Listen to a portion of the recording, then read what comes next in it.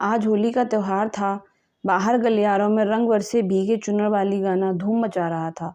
सभी लोग मस्ती से झूम रहे थे और एक दूसरे पर रंग छिड़क रहे थे।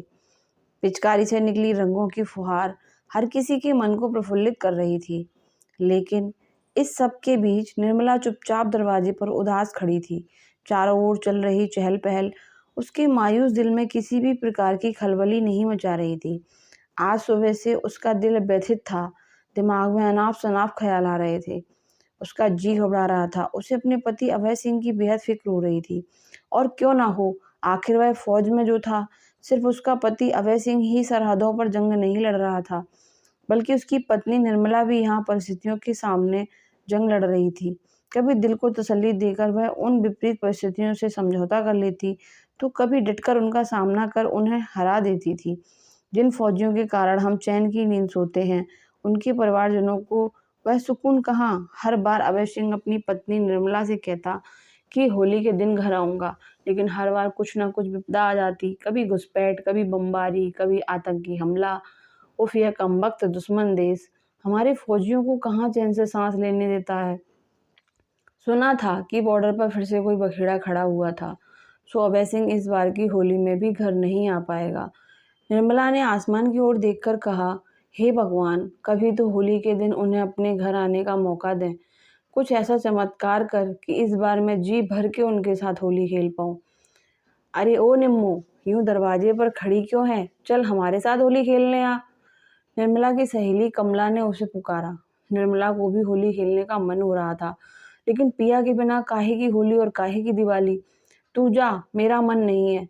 स्पीकर पर मेरा पिया घर आया ओ राम जी गाना चल रहा था, लेकिन निर्मला को वह गाना खटकने लगा। तभी दूर से भागते हुए आ रहे राजू ने चिल्लाकर कहा, भाभी, एक मिलिट्री की वैन हमारे घर की ओर आ रही है। लगता है भैया आ गए, भैया आ गए। यह सुनते ही निर्मला का मन बज रहे संगीत के साथ झूम उठा। उसका मन उमंग से गुनगुनाने लगा, मेरा पिया घर आया ओ राम जी। ईश्वर ने मानो आज निर्मला की सुन ली थी। भगवान का शुक्रिया अदा कर वह दौड़ते हुए घर के भीतर गई और भागते हुए रंग से भरी थाली लेकर बाहर आई। निर्मला अभी अपने घर की सीढ़ियां ढंग से उतर भी नहीं पाई थी कि एक मिलिट्री वैन उसके द्वार के सामने आकर खड़ी हो गई। निर्मला कुछ सोच ही रही थी कि चार फौजी वैन में से नीचे उतरे और एक बड़ी सी संदूक उसमें से निकालने लगे। निर्मला यह देख सहम सी गई। उसने नर्म लहजे से उनसे पूछा, मेरा पति कहाँ है? वो नहीं आए? उन फौजियों ने वैन की ओर देखा। निर्मला ने भी अपनी निगाहें उधर घुमाई, लेकिन यह क्या? अपने पति अभय सिंह की कमीज पर लगा वह लाल खून का धब्बा उसके दिमाग को सुन्न कर गया। उसके हाथों से रंगों की थाली फिसल कर नीचे जमीन पर गिर पड़ी।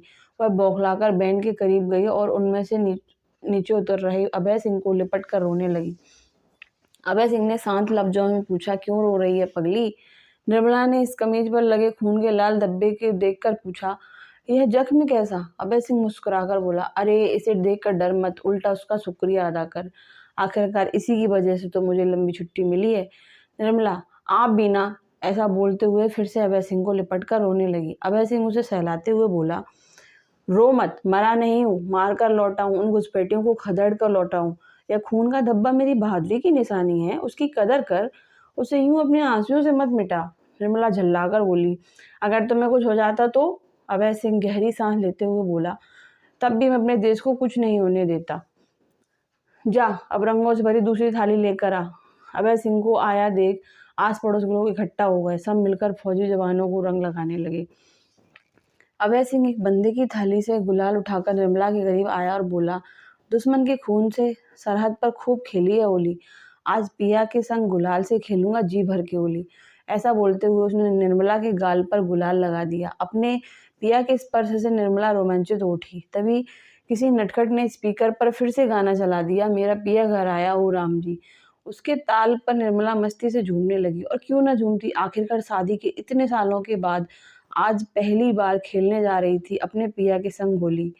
तो दोस्तों, ये कहानी यहीं पर ख़त्म होती है। अगर आपको ये कहानी पसंद आई हो तो मेरे चैनल को सब्सक्राइब करें और वीडियो को लाइक करना ना भूलें।